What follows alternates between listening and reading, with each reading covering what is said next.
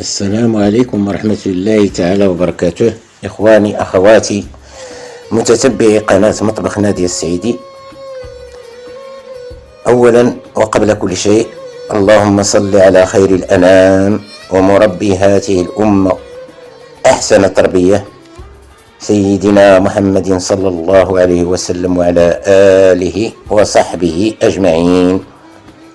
أكثروا من الصلاة والسلام في هذا الشهر المبارك، الله يدخلوا علينا وعليكم بالمال والهنا والرزق والصحة إن شاء الله وطول العمر. اليوم إن شاء الله في هذا الفيديو إخواني أخواتي جاءت الحاجة نادية باش تقدم لكم العصير المنعش المفيد للصحة، اللي هو عبارة عن خليط الفواكه اللي غادي نذكر لكم، وكيكون خفيف وظريف. اولا قطعت الكاكي وزدت عليه الافوكا وزدت عليه المانغ. هنا كتعطيك واحد 3 الفواكه فيهم الإفادة للصحة وفيهم إفادة للعقل وفيهم إفادة للدراري الصغار، من ناحية ديال الحفظ، من ناحية ديال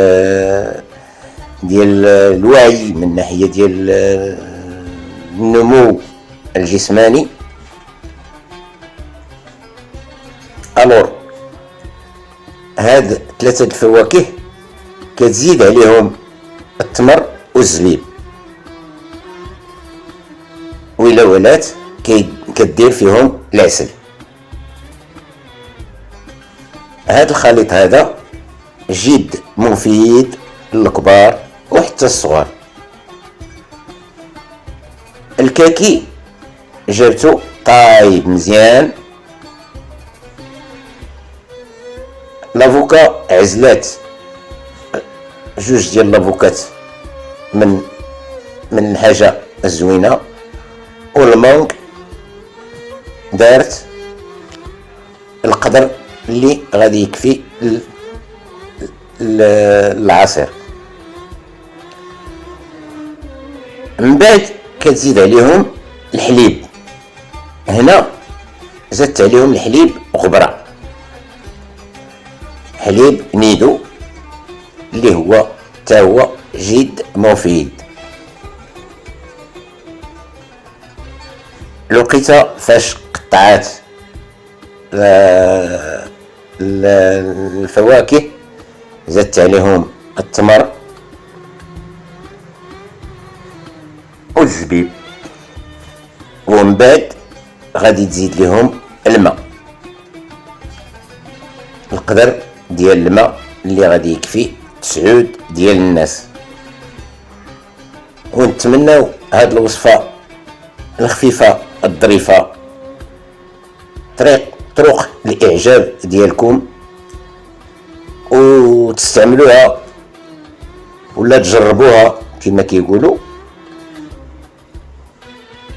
باش يستافدوا الناس جميع.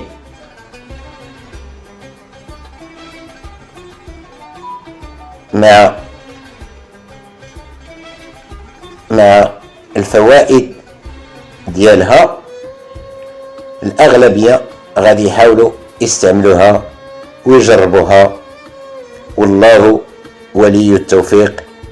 وإلى فيديو قادم بحول الله مع قوته. نخليكم مع الختام ديال الفيديو.